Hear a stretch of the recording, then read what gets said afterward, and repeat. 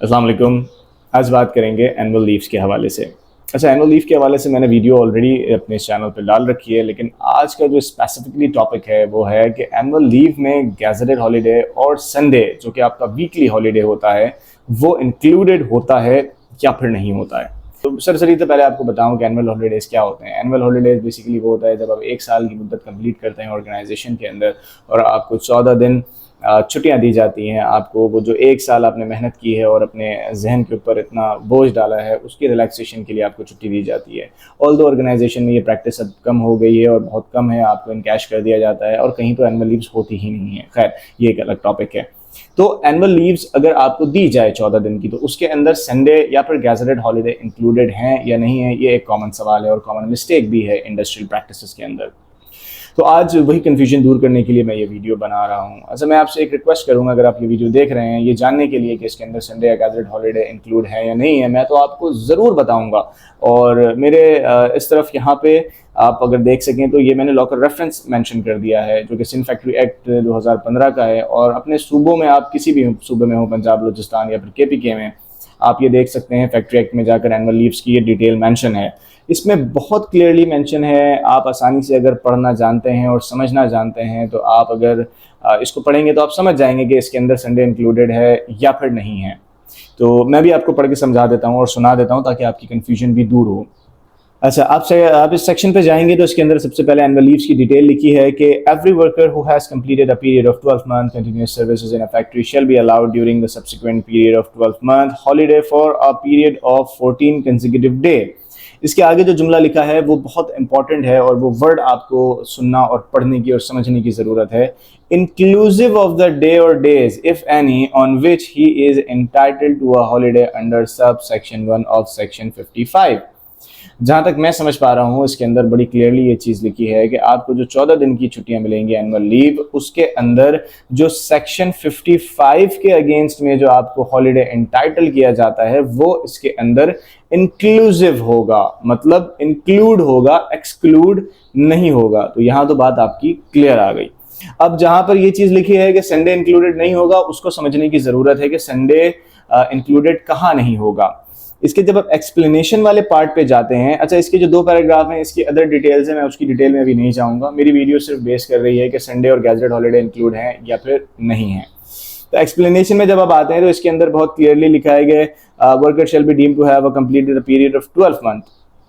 ठीक है, ये एक रिक्वायरमेंट है कि 12 मंथ का पीरियड कंप्लीट होना चाहिए, तब जाकर आप एनुअल लीव के लिए एलिजिबल होते हैं। अगर 12 मंथ का पीरियड कंप्लीट नहीं होगा तो आपकी एलिजिबिलिटी नहीं बनेगी। अच्छा, कब 12 मंथ का पीरियड कंप्लीट नहीं होता? फॉर एग्जांपल आपने 12 महीने जॉब तो की है लेकिन उसके अंदर 3 मंथ से ज्यादा की आपने छुट्टियां कर ली हैं, जो आगे ये वर्ड इसके अंदर मेंशन है। अच्छा, इसको आगे जब आप पढ़ेंगे तो आपको यहाँ पे वर्डिंग्स मिलेगी। 12 month continuous service notwithstanding any interruption in services during those 12 month brought about by sickness, accident और authorised leave not exceeding 90 days in the aggregate for all 3।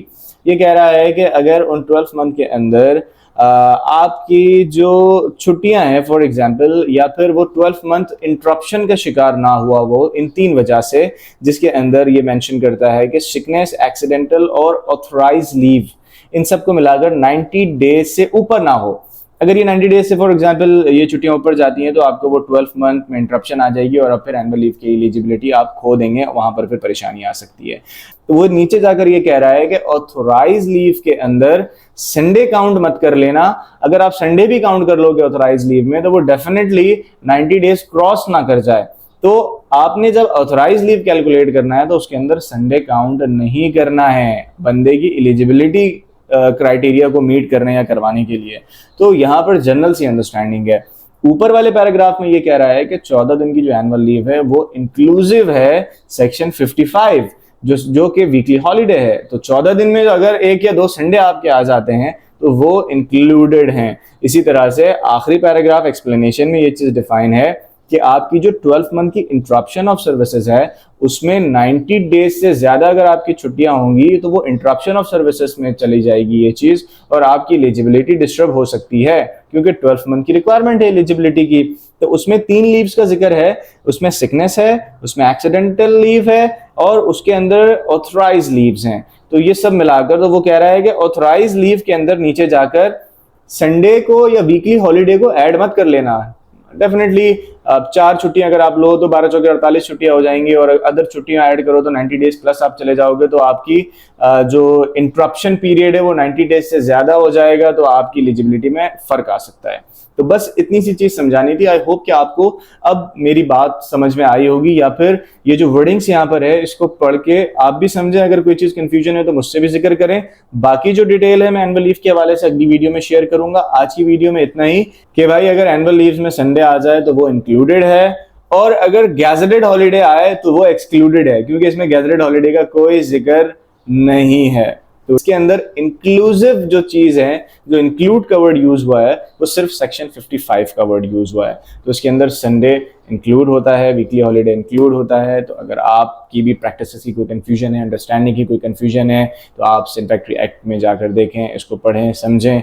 मेरी बात अगर समझ में आई है तो इसको एक दफ़ा क्रॉस चेक ज़रूर करें और अपनी इंफॉर्मेशन को मज़ीद स्ट्रॉन्ग कर लें। Thank you so much. आज की वीडियो में इतना ही। दोबारा एक अच्छी वीडियो के साथ हाजिर होऊंगा। अल्लाह हाफ़िज़।